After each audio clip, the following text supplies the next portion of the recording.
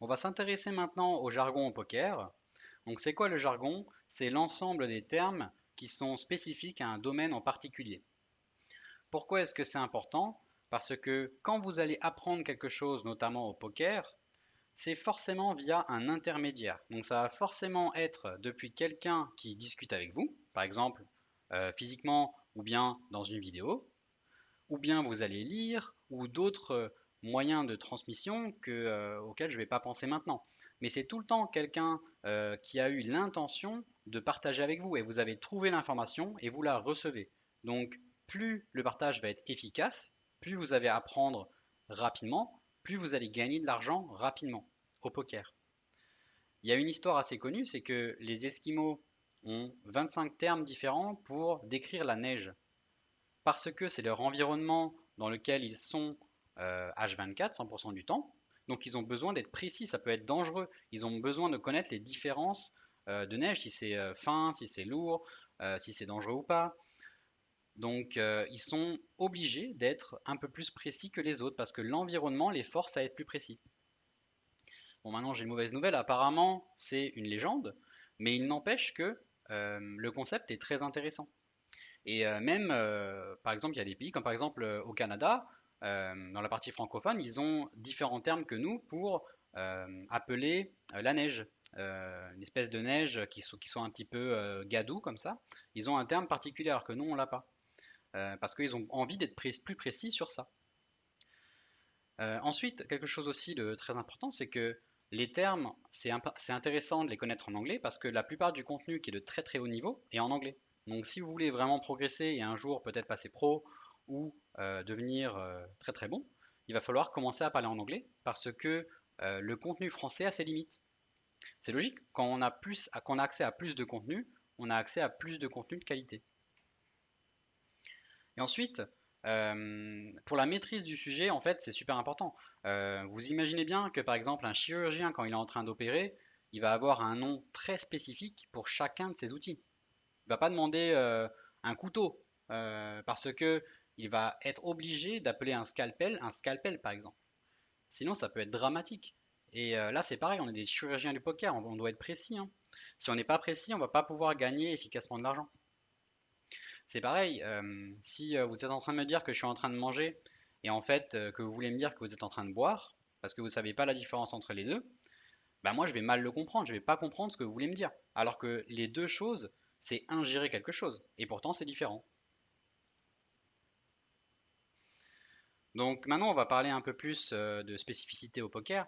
Donc si vous me dites qu'il y a une relance UTG par exemple, j'ai vu un pro récemment qui est très très fort et qui a mis une note et il a mis donc un coup entre deux joueurs avec un joueur qui était UTG. Mais il n'a pas noté si c'était 6 max ou 9 max, donc comment est-ce qu'il va savoir quand il va revoir la note à quelle position il était? C'est important par exemple, est-ce qu'une relance UTG c'est cette position? Ou bien c'est celle-ci? Ou bien c'est celle-ci? Les trois positions elles s'appellent UTG, c'est après les blindes, donc c'est correct. Par contre, quand vous partagez avec quelqu'un ou quand vous relisez vos propres notes, bah, en fait, vous allez faire des erreurs parce que UTG a plusieurs significations. À gauche, vous avez un éventail de mains standard de relance sur une table à 9 joueurs. À droite, vous avez une relance standard à 100 blindes, donc sur une table à 6 joueurs. Donc les deux positions s'appellent UTG, mais par contre, on voit bien qu'elle est complètement différente en fait, hein. L'éventail de main est complètement différent. On va jouer différemment contre le joueur de gauche que contre le joueur de droite. C'est logique. Donc il faut qu'on fasse une différence. Il faut que l'appellation soit différente. Donc moi, typiquement, je vais toujours avoir les mêmes appellations pour une certaine position à la table. Je ne vais jamais dire UTG quand je parle de LoJack. On va un peu plus spécifier ça maintenant. Donc je vais vous donner les positions à la table. Au poker online, on joue au maximum en 9 max. Sur le poker français, en général, c'est le 8 max. Mais vu qu'on a des tables quand même en 9 max, c'est bien d'utiliser toujours le jargon des tables de 9 max. Il n'y a que en live qu'on va jouer des tables de 10, hein. En ligne, ça se fait vraiment pas beaucoup. Donc c'est bien d'utiliser celui-ci. Comme ça, au moins, on sera prêt pour n'importe quelle éventualité. Donc les positions, c'est celle-ci avec les acronymes. On a Under the gun 1, Under the gun 2, Low Jack, Hijack, Cutoff, Bouton, donc le dealer, Small Blind et Big Blind. Donc maintenant, on va discuter un peu plus de termes qui sont un peu plus techniques. Pourquoi je fais ça? Parce que je veux avoir un échange avec vous qui est efficace. Donc, je ne vais pas commencer à vous parler de jargon, à vous donner des termes techniques et que vous compreniez rien à ce que je dis. Ça sert à rien, c'est vraiment pas le but. Le but, c'est que si vous êtes là, c'est que vous voulez apprendre quelque chose de moi. Donc, je vais être le plus précis possible, mais en vulgarisant aussi le maximum.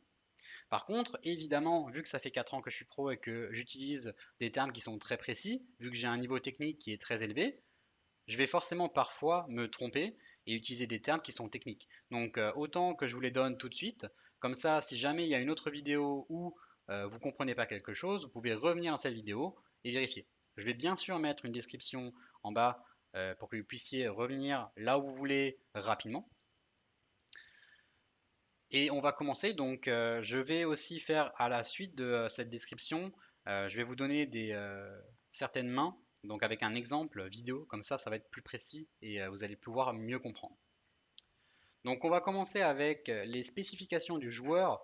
Donc quand on partage une main, en fait on n'est pas tout le temps dans la main. Donc pour savoir de qui on parle, on va considérer les joueurs et on va les appeler héros. Donc héros c'est le joueur qu'on considère. Donc on va s'axer sur ce qu'il fait dans la main. Et vilain, c'est les adversaires à la table. Donc on va surtout détailler ce que héros va faire. Donc on se met dans sa tête. Ensuite, au poker, il y a une grosse différence entre le pré-flop et le post-flop. Donc c'est tout ce qui se passe avant le flop et tout ce qui se passe après le flop. Une main, ça s'appelle aussi un spot. Ça, je vais l'utiliser assez souvent. On peut l'appeler aussi HH. HH, ça veut dire Hand Review. Normalement, c'est l'historique de main, mais on va prendre des raccourcis parfois et appeler une main une HH parce que c'est très facile et très rapide à écrire HH. Alors le limp c'est important parce que en basse limite, il y en a plutôt pas mal. Vu que c'est plus en général une action d'un joueur récréatif, il y en a de moins en moins qu'on augmente le buy-in. Mais c'est important d'en parler maintenant. Donc limp ça veut dire quoi? Ça veut dire payer la big blind, mais sans relancer. Donc on paye simplement. Un open, c'est une ouverture, donc pré-flop, on va relancer. Un bet, ça veut dire miser. 6 bet, ça veut dire continuation bet, donc c'est quand on a l'initiative, on va, on va miser au flop, j'y reviendrai plus tard. Call, ça veut dire payer. Raise, relancer. 3 bet, ça veut dire sur-relancer. Donc quand vous êtes pré-flop, on a, donc ça s'appelle 3 bet parce que les blindes sont considérées comme un 1 bet. Quand quelqu'un relance, ça s'appelle un 2 bet. Et quand vous sur-relancez, donc quand vous relancez la relance, c'est un 3 bet. Donc ça veut dire que vous misez alors que vous n'avez pas l'initiative. J'y reviendrai plus tard. Fold, ça veut dire se coucher. ISO, ça veut dire isoler. C'est relancer un joueur qui a limpé. Chauve, c'est la même chose que push. Ça veut dire faire tapis. Ça, c'est quelque chose que je vais beaucoup utiliser. Un coin flip, c'est un pile ou face. Donc c'est quand vous êtes dans une situation à tapis où vous avez par exemple As-Roi contre paire de 5. C'est pile ou face parce que vous avez plus ou moins 50% de chance de gagner. Là, c'est 55% pour paire de 5 quand on est contre As-Roi dépareillé. Quand on est light, ça veut dire qu'on a un jeu qui est faible. Quand on a les nuts, ça veut dire qu'on a le meilleur jeu possible. Value, ça veut dire valoriser sa main. Donc ça veut dire qu'on va essayer de se faire payer par une main qui est moins bonne. BVB, c'est le blind versus blind. Donc ça veut dire que tout le monde a fold et que vous êtes en small blind et qu'on va jouer contre big blind. Ou qu'on est en big blind et qu'on va jouer contre small blind. C'est un jeu qui est un peu particulier. Faire un move aussi, ça veut dire agir. Un draw, c'est un tirage. R, ça veut dire qu'on n'a rien. Ça veut dire qu'on n'a même pas un draw, on n'a même pas de tirage, on n'a rien. Stack, c'est votre tapis, donc le nombre de jetons que vous avez. Stack size, c'est la taille de votre tapis. MTT, c'est Multiplayer Tournament, donc c'est les tournois où il y a en général euh, plus de 6 joueurs, plus d'une table, quoi. Ensuite, le V, ça c'est important aussi, c'est expected value, c'est l'espérance de gain. Donc en général, on essaye d'avoir une espérance de gain qui est positive dans n'importe quelle situation. Le ROI, ça veut dire retour sur investissement. ABI, c'est la moyenne des droits d'entrée que vous payez. Ensuite, ça, c'est des profils de joueurs. Donc, on a reg, le joueur régulier, qui est très fort en général. On a fish, le joueur récréatif, qui est très mauvais en général. On a aggro, donc les joueurs qui sont agressifs. Et tight ou neat, c'est les joueurs serrés. Bust, ça veut dire qu'on se fait éliminer du tournoi. La bulle, c'est la dernière place payée. C'est la dernière place qui est non payée, pardon. Le field, c'est un raccourci pour parler de la population. ITM, ça veut dire une place payée, c'est in the money. Une TF, c'est une table finale. Un win rate, c'est un gain monétaire, souvent qui est exprimé par heure ou bien en BB. Le grind, c'est le temps de jeu aux tables. Et e-game, c'est votre meilleur niveau technique. Donc ça, pour moi, ça fait partie des termes qui sont les plus utilisés. À ça, je vais rajouter aussi le terme offsuit et suited. Offsuit, c'est déparier. Suited, ça veut dire apparier. Donc suited, ça veut dire par exemple quand vous avez 7 et 2 de cœur. Offsuit, ça veut dire quand vous avez par exemple un roi de cœur et un 10 de trèfle. J'ai oublié de le mettre, donc je vous le dis à l'oral. Maintenant, on va un peu plus voir des scénarios en profondeur. Donc ça, c'est un limp. Donc quand vous avez un joueur qui paye simplement la big blind, donc il aurait pu relancer à deux blindes, et il choisit de mettre seulement une blinde, donc de payer. Donc je vous le recommande pas, sauf dans des scénarios très spécifiques. Ensuite, on va voir le c-bet. Donc on a un adversaire qui ouvre, ensuite quelqu'un qui paye. Et là, donc l'adversaire qui a l'initiative, vu que c'est lui qui a relancé pré-flop, il va miser le flop. Donc c'est un c-bet, c'est un continuation bet. Il va continuer son agression. Ensuite un 3-bet, donc on a quelqu'un qui ouvre, on a une relance.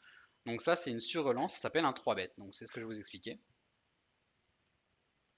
Les donc, c'est quand on a l'initiative, on a quelqu'un qui nous paye, et là, contre toute attente, en fait, il va miser. Il n'est pas censé miser, ça commence à être un peu technique, mais il n'est pas censé miser parce qu'on est censé avoir un avantage d'éventail de main, puisque il est censé, avant le flop, relancer ses meilleures mains. C'est logique.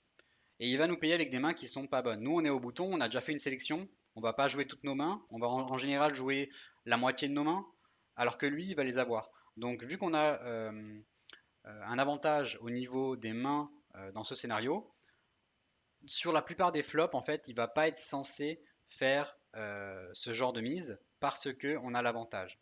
En tout cas sur ce genre de flop. Donc c'est un donk parce qu'il n'a pas l'initiative. C'est nous qui avons l'initiative. Et il y a une raison pour laquelle c'est un donk, parce qu'il n'est pas censé le faire. Il y a certains scénarios où on doit le faire, mais la plupart où on ne doit pas le faire. Ensuite, un ISO, donc c'est quand il y a quelqu'un qui limp et que nous, on va relancer. On appelle ça un ISO parce qu'on veut isoler le joueur qui a limp pour jouer seulement contre lui. Parce qu'en général, c'est des joueurs qui sont pas très bons, donc on a envie de jouer que contre eux pour extraire le maximum de valeur. Alors un coin flip, c'est ce genre de scénario. Donc quand on a par exemple paire de 5 et paire de roi, on va à tapis, on voit qu'on a 55% avec paire de 5. Et après le flop, le turn, la river, ça change. Alors les nuts, c'est quand on va avoir le meilleur jeu possible. Donc sur ce board-là, on va avoir le meilleur jeu possible parce que paire de 10 n'est pas possible vu qu'on a un 10. Et jusqu'à la river, on a le meilleur jeu possible. On peut pas perdre. Sauf contre paire de roi, mais il n'y a qu'un combo possible. Donc on appelle ça typiquement les nuts. En fait, on va parfois un peu sortir de la précision exacte et on va appeler les nuts quand on a pratiquement le meilleur jeu possible. Là, par exemple, on a les nuts parce que paire de roi, c'est la seule main qui nous bat, vu que paire de 10 n'est pas possible en face. Mais par contre, ça arrive tellement, tellement rarement qu'on considère qu'on a le meilleur jeu possible. Ensuite, la value, ça veut dire quoi? C'est quand on a un très bon jeu et qu'on veut extraire de la valeur de notre main. Donc par exemple là, on va miser parce que notre adversaire peut nous payer avec des mains contre lesquelles on va gagner de l'argent. Parce que c'est des mains qui sont moins fortes que la nôtre. BVB, c'est blind versus blind, donc c'est quand tout le monde passe et qu'il reste que la small blind et la big blind. Donc là, typiquement, c'est le genre de scénario où c'est bien de faire tapis. Ensuite, un draw, ça veut dire un tirage, ça je pense que c'est assez connu. Par exemple, sur ce flop, on a un tirage couleur, ça veut dire que n'importe quel cœur au turn nous donne une couleur. Maintenant, on va expliquer ce que ça veut dire R. Donc avoir R, ça veut dire qu'on n'a rien touché. Donc par exemple ici, on a hauteur 6, donc on n'a absolument rien. Donc ça veut dire qu'on a R. Alors maintenant, on va discuter un peu plus des statistiques qui sont hors table. Donc j'en mets seulement 3, mais c'est pour vous faire un résumé. Je vais faire une autre vidéo sur Sharkscope parce que c'est un outil qui est très intéressant. Je sais que beaucoup de joueurs se demandent un peu est-ce qu'ils ont un bon niveau parce qu'ils sont gagnants? Qu'est-ce que ça veut dire? Comment analyser les statistiques? Je trouve que c'est très intéressant, donc je vous en parlerai un peu plus dans une autre vidéo. Pour l'instant, on va faire un résumé rapide des termes les plus utilisés. Donc la mise moyenne, c'est l'ABI, donc Average Buy-in. C'est la mise moyenne que ce joueur a joué. Donc là, c'est 6,46 € en moyenne. Ça, c'est le ROI total, donc c'est le retour sur investissement. Donc ça, c'est un joueur qui a 42,5% de retour sur investissement. Et ça, donc c'est le pourcentage d'ITM, donc le pourcentage de fois où il a été dans l'argent. C'est très bon aussi. On va conclure. Donc, si on est précis et si on utilise un jargon très spécifique, c'est parce qu'on veut se faire comprendre pour échanger le plus efficacement possible. Plus on échange efficacement, plus on va gagner de l'argent et avoir un retour sur investissement de la discussion ou de l'article qu'on est en train de lire, par exemple. Donc l'échange va être efficace et du coup, on va pouvoir s'améliorer plus efficacement aussi et on va gagner plus d'argent.